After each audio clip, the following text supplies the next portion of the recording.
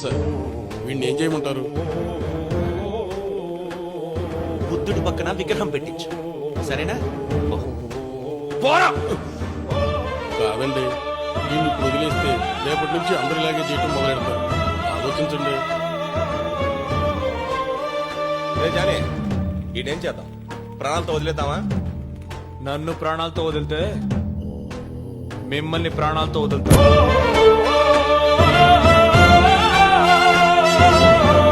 ఓయ్, ఏంట్రా కత్తిస్తున్నావు? చుట్టూ మా వాళ్ళు ఉన్నారు, కనపడుతోందిగా.